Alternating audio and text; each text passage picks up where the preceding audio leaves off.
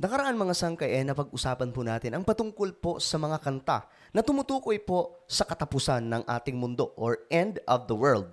Ngayon naman mga sangkay, ito po yung part 2 sa parehong topic. Patungkol po sa mga kanta na tumutukoy sa end of the world.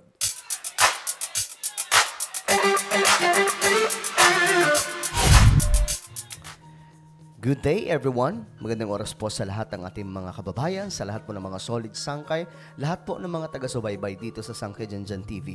And once again, this is me, Sangkay Janjan. Before we start mga sangkay, pakicheck po muna kung kayo na po ay nakapag-subscribe.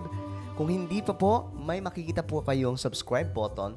Sa ibaba, i-click nyo lamang po yan, tapos i-click nyo po yung bell at i-click nyo po yung all. Dahil dito mga sangkay, 1.1 million subscribers na po tayo. Ulitin ko, click the subscribe down below, click the bell, and click all. At kung kayo naman mga sangkay ay nanonood sa Facebook, huwag kakalimutan na i-follow ang ating Facebook page. So, here we go again mga sangkay. Pag-usapan po natin itong patungkol po. Ito po yung part 2 ng patungkol po sa mga doomsday songs about the end of the world. Pag sinabing doomsday, ito po ang matinding kapighatian sa ating mundo, pagkakaroon ng chaos at marami pa pong iba. Mga disaster at tumutukoy po sa sinasabing end of the world. Nakaraan na pag-usapan natin po itong mga sangkay at ito po yung part 2. So ngayon, eto po, tingnan po natin yung mga kantang ito na tumutukoy nga po dito. Talking World War III Blues by Bob Dylan or Dylan.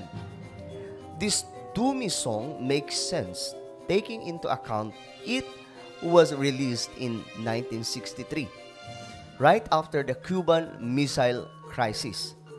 Dylan sings about a dream he had about walking into World War III. So, nanaginip po siya, mga sangkay, patungkol po sa ikatlong digmaang pandaigdigan at nakita niya po kung anong mangyayari, then ginawa niya po di umano ng kanta. At ito po, mga sangkay, isa lamang sa tumutukoy sa end of the world. But again, mga sangkay, ang sinasabing end of the world sa Biblia ay mas matindi pa po sa inaakala ng maraming tao.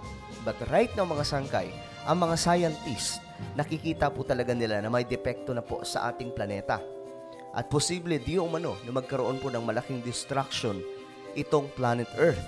That is why, pansinin nyo ngayon mga sangkay, yung NASA at iba pang mga scientists,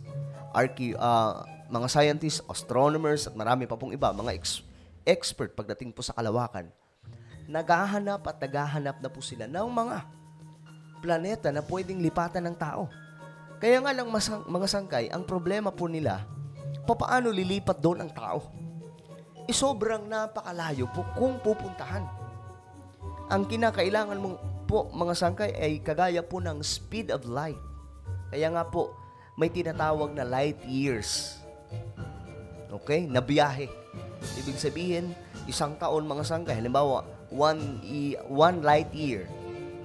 Ibig sabihin, isang taon kang maglalayag pero kasing bilis ka ng liwanag. Ganun katindi. Kasi ganun po kalayo. Well, kaya po ginagawa ng mga scientist yan, mga sangkay, dahil may mga nakikita po sila sa ating planeta na hindi na po talaga kaaya-aya. Na natatakot po sila. Hindi po nila nire-reveal ng buo. Kumbaga, ito mga pinapakita po nila like climate change, mababaw pa po yan. Pero para sa atin, malala na. Diba? May mga sunog po sa kagubatan na nagaganap. May mga matitindi at hindi na pumaawat na mga pagbaha at mga pagpagyo. Isa lamang po yan sa mga nakikita ng mga scientist. Kaya naman mga sangkay, medyo nagpapanik po sila ngayon. Okay. Ito, 99 Love Balloons by Nena. The original version of 99 Red Balloons has a surprisingly dark backstory according to Nena.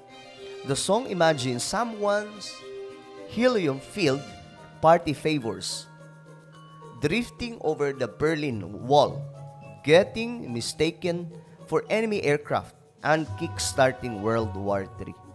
So, World War III, here we go again, mga sangkay. Ito na naman tayo.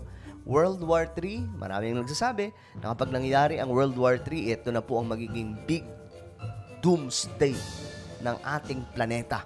Hindi daw nga po kakayanin ng ating mundo. Why? nuclear war ang maglalaban po dyan. Alam naman po natin, yung isa nga lang pong atomic bomb na pinalipad po doon sa Hiroshima, di ba? Nagasaki. Ano nangyari mga sangkay? Yun po yung tumapos sa World War II. How much more ngayon mga sangkay na sang damakmak na po yung mga nuclear weapons. Di ba? Alright. Ito to, Abattoir. Ano ba to? Abattoir. Abattoir. Blues by Nick Cave and the Bad Seeds. The Sky is on Fire. Ito naman mga sangkay, yung isa sa mga line po niya.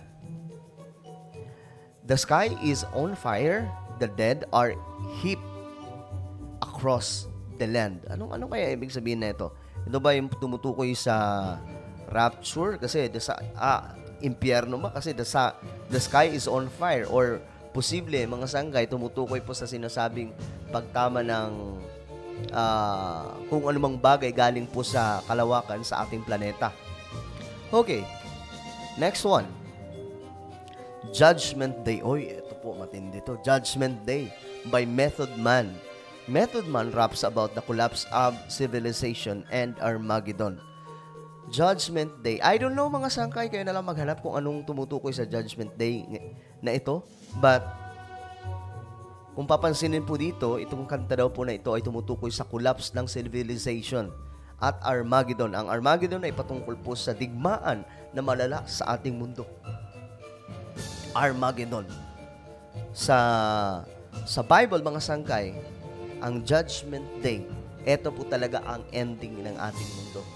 Kasi doon na ilalagay sa tamang lugar ang mga taong hindi sumunod sa kalooban ng ating Panginoon. At ang mga tao namang sumunod sa kalooban ng Panginoon, mapupunta sa sinasabing New Jerusalem.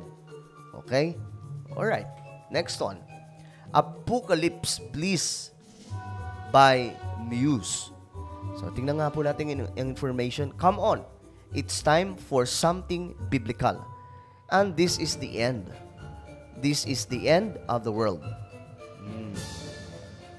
It's time for something biblical. Apocalypse, mga sangga, ito po yung tumutukoy po sa maraming tribulation na magaganap sa ating mundo in the near future. At kung mapapansin po natin ngayon mga sangkay, ang dami-dami na pong nangyayari sa ating mundo. Kaya ewan ko na lang, kung ikaw ngayon ay hindi pa rin naglilingkod kay Lord, tapos nakikita mo itong mga nangyayari sa ating mundo, kamang-mga na lamang po yan. Kasi, alam nyo, wala na po tayo ngayong irarason eh. Dapat nga ngayon ang tao mas lalong lumalapit na sa ating Panginoon kasi nararamdaman na po natin yung pagyanig. Huwag po natin tularan po yung panahon po ni Noah. 'Di ba? Nangaral si Noah ng napakahabang panahon pero kung kailan patapos na po yung Noah's Ark, yung barko, saka pa po lumayo ang mga tao at pinagtawanan si Noah. So, dumating yung time na nagkaroon nga po ng matinding pag-ulan for the first time. At sabi po doon, ang pag-ulan na yun ay mula sa langit. Nagtatagpo ang langit at lupa. Yung mga fountain binuksan ng Diyos. So, ngayon, mga sangka, iba na po. Ang niready ng Panginoon is apoy naman. Yung naglalagablab na apoy, walang iba kundi ang impyerno. Hindi na po tubig. The end of the world by The Cure. The end of a relationship can indeed feel like the end of the world. So, metaphorically speaking, this is a song about collapse and destruction. Okay. Grabe yung mga musikero, no? Ang lalalim po magsulat ng song. Earth Died Screaming by Tom Waits. Well, the earth died screaming while I lay dreaming of you. Sounds pretty poetic and devastating, right? Skyfall by Adele. This might be a James Bond theme song, but it does have strong apocalyptic connotations with lyrics such as "This is the end. Hold your..." Okay. So, bilisan na po natin. Waiting for the end of the world. Doomsday Clock. Uy, matindi to mga sangkay, oh. Nakakaano din, ano? Mabasahin niyo po itong mga title ng mga songs. Mga title na lang yung babasahin ko, ha. Doomsday Clock, Diotiki, London. Ano yun? London Calling by the Clash. By the Clash. Ito yung kumanta. Clash. 1983. A merman I should turn to be. Dancing with tears in my eyes. Ito. This song is all about the nuclear warfare of the 1980s and paints a pretty sad picture of doomsday. It's 5 and I'm driving home again. It's hard to believe that it's my last time. The man of the wireless cries again. It's over, it's over. So, patungkol po ito sa nuclear war. Party at the Ground Zero. If Tomorrow Never Comes by Ken Blasey.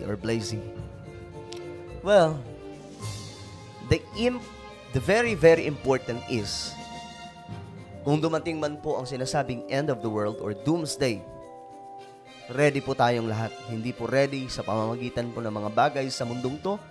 Pera, wala pong kwenta ang pera eh. Pagdating po sa araw ng end of the world, walang kwenta ang kayamanan pagdating po sa end of the world. 'Di ba? Pero ang mahalaga, ang pinaka may kwenta sa lahat, kapag mayroon ka pong relationship sa ating Lord. Kapag mayroon kang sinasamba na Diyos, pinaglilingkuran na Diyos, at mayroon kayong relasyon, dumating man ang mga bagay na ito sa hindi po nating inaalam o alam na panahon. Sa hindi po nating alam na panahon, okay lang. Ready po tayo. Okay? Yan po ang pinakamahalaga sa lahat. So, wag po tayo mag-alala. Anumang araw, anumang oras, anumang taon, mangyari yan. Ang mahalaga, naglilingkod po tayo kay Lord. Alright? So ano po ang inyong opinion mga sangkay sa part 2 patungkol po sa mga kanta na tumutukoy sa end of the world? Just comment down below. And now I invite you guys to please subscribe my YouTube channel, Sangkay Revelation. Hanapin nyo lamang po ito sa YouTube at kapag nakita nyo na, click the subscribe, click the bell, and click all. So ako na po ay magpapaalam hanggang sa muli. This is me, Sangkay Janjan. Palagi nyo pong tatandaan that Jesus loves you. God bless everyone.